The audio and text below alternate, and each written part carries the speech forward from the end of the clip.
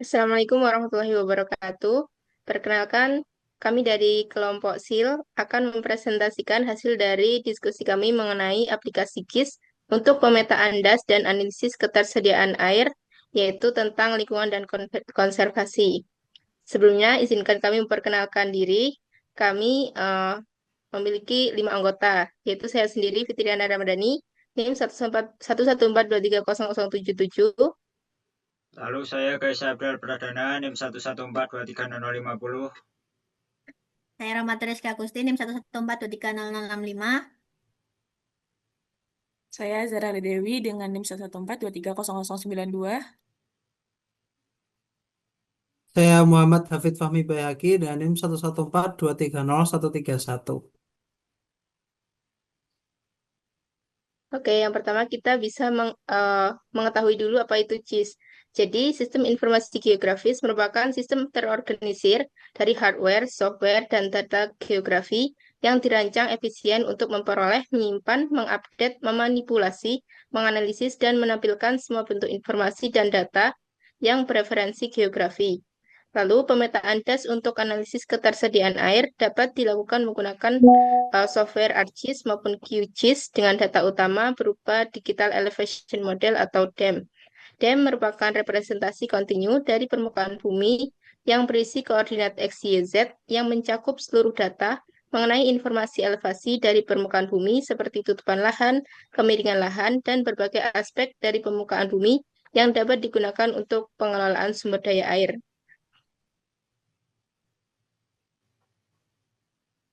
Lalu, apa sih data yang diperlukan untuk pemodelan JIS, terutama untuk analisis das? Yang pertama yaitu data karakteristik meteorologi atau klimatologi das, data yang diperoleh dari hasil pencatatan atau pengumpulan pada stasiun cuaca atau iklim oleh Badan Meteorologi, Klimatologi, dan Geofisika, dan dari instansi atau institusi yang terkait. Data meteorologi ini umumnya adalah data curah hujan dan intensitas hujan. Lalu data karakteristik morfologi das, yaitu data yang diperoleh dari interpretasi, analisis, dan pembacaan peta-peta tematik seperti peta geologi, geomorfologi, topografi, tanah, dan penggunaan lahan. Lalu data karakteristik morfometri das, yaitu data yang diperoleh dari hasil interpretasi, pengukuran, dan perhitungan das meliputi luas das, bentuk das, jaringan sungai, pola aliran, kerapatan aliran, dan juga profil sungai utama. Kemudian, Lalu data data yang selanjutnya yaitu data karakteristik hidrologi das. Data yang diperoleh dari hasil pengumpulan dan perhitungan data meliputi debit maksimum atau Qmax, debit minimum Qmin, koefisien rejim sungai atau Qmax per Qmin, indeks penggunaan air atau IPA, koefisien varian atau CV, dan kualitas air. Lalu data karakteristik kemampuan das yaitu data erosi yang diperoleh dari hasil pendugaan erosi berdasarkan rumus Ussel atau Universal Soil Loss Equation dan juga dilakukan pengukuran melalui suatu template pengukuran erosi. Sedangkan data sedimentasi diperoleh dari hasil perhitungan sedimen sungai atau SY yang diduga melalui prediksi besarnya erosi total sungai atau GE dikalikan dengan rasio pelepasan sedimen atau sedimen delivery ratio atau SDR. Selain itu, data penutupan lahan, penggunaan lahan, pemanfaatan lahan, dan tingkat lahan kritis diperoleh dari hasil interpretasi citra pengindaran jauh dan analisis JIS. Kemudian data terakhir yaitu data karakteristik sosial ekonomi, budaya, dan kelembagaan das, yaitu data yang diperoleh dari analisis dan pencatatan data sekunder dari instansi seperti data potensi desa, data dari Badan Pusat Statistik atau BPS tingkat daerah. Lalu untuk proses penggabungan data dalam software JIS, proses ini didapatkan dari penggunaan fitur overlay atau tumpang susun. Overlay sendiri adalah fitur dengan cara menumpuk beberapa layer peta untuk mengetahui hubungan antar fitur geografis. Dengan syaratnya adalah beberapa layer tersebut memiliki koordinat yang sama. Beberapa tools dari overlay yang sering digunakan dalam pembuatan peta di JIS yaitu adalah yang pertama intersect atau gabungan dari 2 atau lebih layer di mana hanya bagian yang beririsan dari seluruh input yang disimpan sebagai output.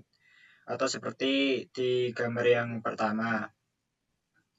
Lalu yang kedua adalah union, yaitu penggabungan fitur dari beberapa layer dengan hasilnya yaitu output yang mengandung tingkatan atau kelas atribut, atau seperti gambar yang di tengah.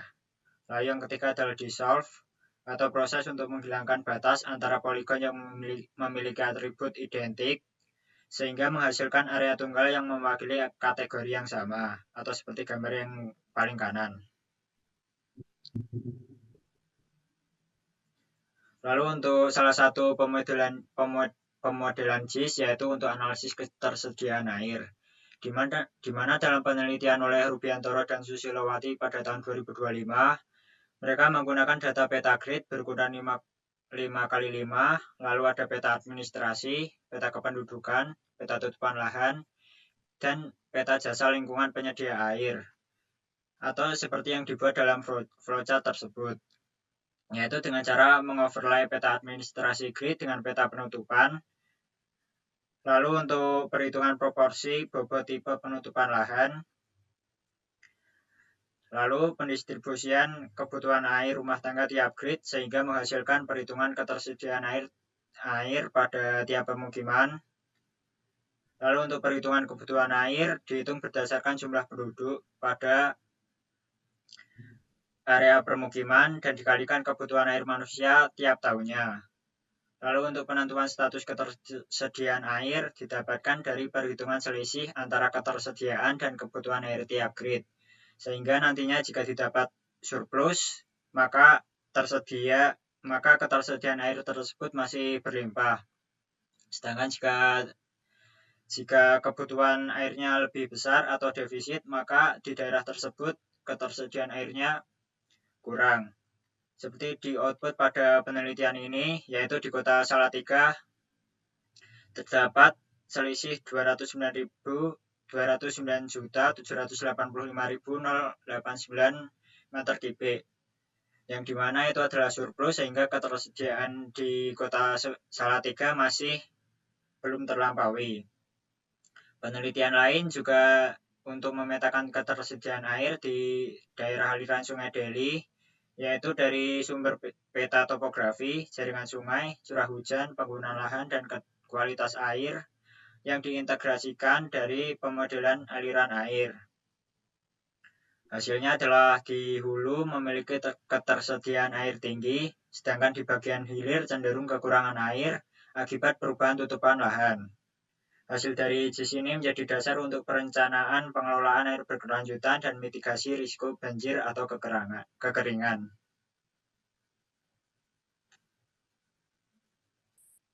Selanjutnya analisis kuantitas air itu meningkatnya perekonomian, urbanisasi, perubahan iklim menyebabkan tekanan pada penggunaan lahan dan perubahan tutupan lahan yang berdampak pada ketersediaan air das. Perubahan tampungan air suatu das ditentukan oleh komponen hidrologi seperti curah hujan, evapotranspirasi, limpasan total, limpasan permukaan, aliran dasar, dan infiltrasi air tanah.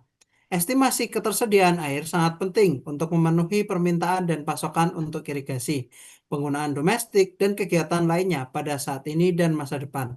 Sehingga perlu adanya analisis kuantitas air, salah satunya dengan perhitungan neraca air untuk memahami dan menganalisis neraca air suatu das. Ketergantungan yang lebih tinggi pada air hujan untuk pertanian dan menurunnya kualitas sumber air minum yang sebagian besar bersumber dari aliran sungai disebabkan oleh perubahan penggunaan lahan dan variabilitas iklim.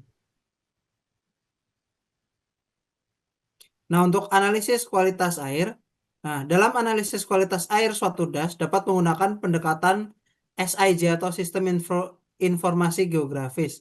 Sedangkan untuk kualitas air dievaluasi menggunakan metode storage dan indeks EPT, Ephemeroptera, Plesoptera, dan Trisoptera.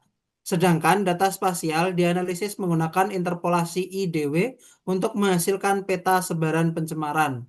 Adanya integrasi SIG dengan data pemantauan bisa membangun sebuah data spasial yang andal untuk pemantauan serta untuk evaluasi kualitas air yang berkelanjutan. Secara umum, SIG bisa digunakan secara efektif untuk memperluas cakupan pemantauan yang biasa dilakukan secara konvensional menjadi representasi spasial yang lebih luas dan bersifat real-time. Dengan menggunakan SIG dan interpolasi spasial, memudahkan untuk menentukan titik-titik pencemaran. Dengan adanya hasil analisis kualitas dapat digunakan untuk merencanakan perbaikan sanitasi masyarakat, di mana daerah yang teridentifikasi sebagai titik yang mengalami pencemaran yang berat bisa menjadi prioritas dalam pengelolaan limbah dan juga memberikan edukasi terhadap masyarakat terkait sanitasi. Kemudian selanjutnya manfaat penggunaan dari GIS, di mana peta menjadi alat penting dalam memetakan kondisi lingkungan dan kesehatan masyarakat, memungkinkan pengambilan keputusan yang tepat guna meningkatkan kualitas hidup. Kemudian, hasil analisis spasial dengan sistem informasi geografis memprediksi daerah rawan banjir dengan melihat beberapa faktor seperti saluran drainase, kemiringan lereng, dan penggunaan lahan yang sangat berperan dalam terjadinya banjir yang menyebabkan daerah tersebut rawan terhadap bencana banjir.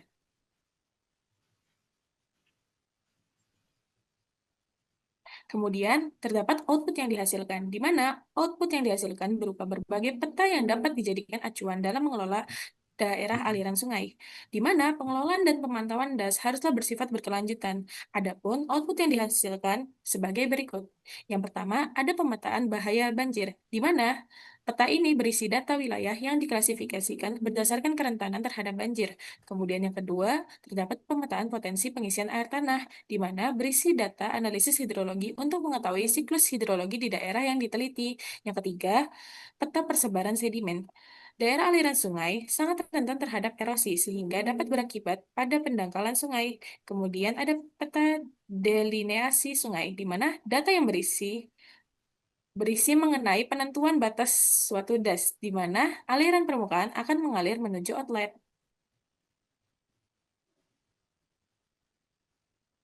Kemudian yang selanjutnya ada pemetaan jenis polutan, di mana peta ini berisi data mengenai jenis polutan yang akan diuji dari sampel air sungai suatu DAS. Selanjutnya pemetaan daerah rawan banjir yang berisi data mengenai daerah rawan banjir dari hasil analisis beberapa faktor suatu DAS. Dan yang terakhir ada pemetaan kondisi sanitasi, di mana data-data mengenai kondisi sanitasi pada suatu daerah apakah sudah sesuai atau belum sesuai. Selanjutnya itu contoh kasus dari beberapa studi literatur. Yang pertama yaitu pemodelan sungai Modelty, West Virginia, di mana dalam kasus ini memberikan perkiraan aliran das, pemodelan kualitas air, dan pengambilan keputusan dalam masalah das dan kualitas air.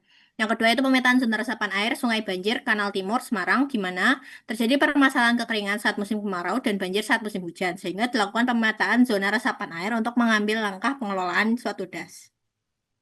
Kemudian pemetaan das untuk jaringan irigasi Desa Popontelen, di mana pemetaan das digunakan untuk pemenuhan kebutuhan irigasi pertanian dan mengetahui kondisi fisik das untuk mengambil keputusan yaitu penghijauan dan mengurangi alih fungsi lahan sebagai upaya menjaga kelestarian sumber daya air.